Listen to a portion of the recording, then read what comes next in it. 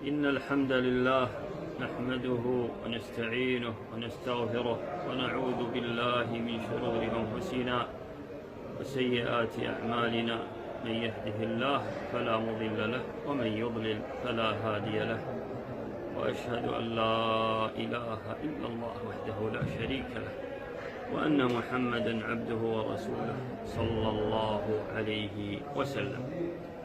أما بعد، أنا السجين عرنان بن هذوش بن عرنان بن جليغم الفهري العبيدي القحطاني، أسجل هذا المقطع في تاريخ 9 صفر 1438 قبل قصاصي ب 24 ساعة، وغدا يوم الخميس 10 صفر 1438 تنفيذ حكم القصاص فيني، وهذا حكم الله في عبد الله، والحمد لله على كل حال.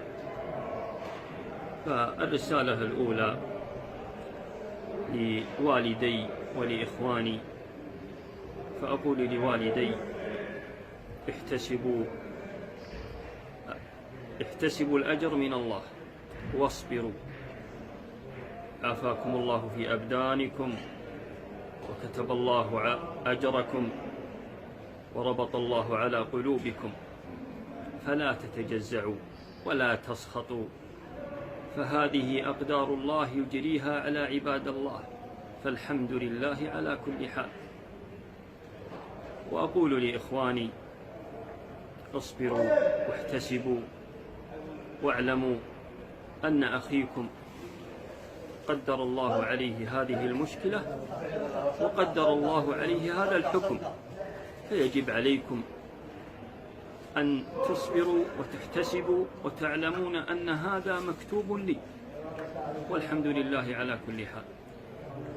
أما الرسالة الثانية فلمن سعى في موضوعي بصغير أو كبير، سواء الجاهية من قبل 10 أعوام أو قبل 12 سنة أو قبل 8 سنوات أو آخر جاهية، أو لمن بدع قصيدة في وضعي، أو لمن أتى أخصامي سرا أو علنا أو في جماعة أو منفرد، أو لمن دعالي أو لمن كتب عني، أقول له: بيض الله وجهك وأعلى الله شأنك، أعلى الله شأنك في الدنيا والآخرة، وجزاكم الله عني خير الجزاء. وأما الرسالة الثالثة فلأولياء الدم، أبناء عمومتي آل هيف لم يطلبون إلا حق من حقوقهم الشرعية، وهو حكم الله الذي أنزل في كتابه، فليس في خاطري عليهم شيء، فهذا حكم الله أنزله في كتابه. فإن الله قال تعالى في كتابه: يا أيها الذين آمنوا كتب عليكم القصاص في القتل، فالحمد لله على كل حال.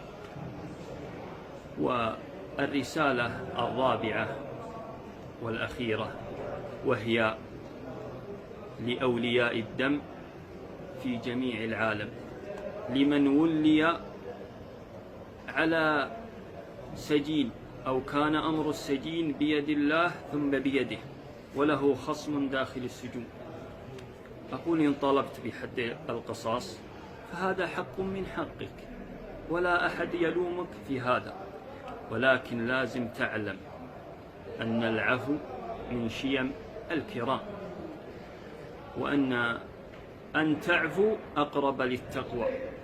ويقول النبي صلى الله عليه وسلم: ما زاد الله عبدا بعفو إلا عزا، فإن الله يعزك في الدنيا ويعزك في الآخرة.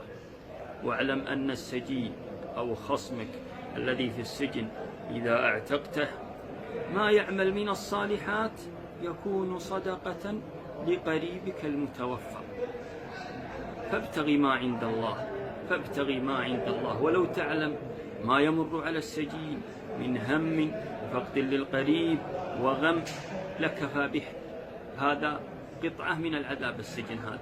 واسألوا من سجن ومن مر عليه السجن، فلا عرفنا في السجون من جلس 10 أعوام و15 عاما و20 عاما و25 عاما، فإن خصمه لو يعلم ما يمر على هذا السجين لرحمه، والراحمون يرحمهم الله يوم القيامة. فما تعفي عن السجين ويعمل صالح ويحج ويعتمر ويعمل من الصالحات ويصلي ويتصدق يكون صدقة عن قريبك الذي في قبرك. فالحمد لله والصلاة والسلام على رسول الله. هذا وصلى الله وسلم على نبينا محمد. ادعوا لي ما استطعتم وتصدقوا عني ما استطعتم ولو بريال واحد، فإني أحب كل مسلم يشهد أن لا إله إلا الله وأن محمدا عبده ورسوله، أحبه في الله. وجزاكم الله عني خير الجزاء.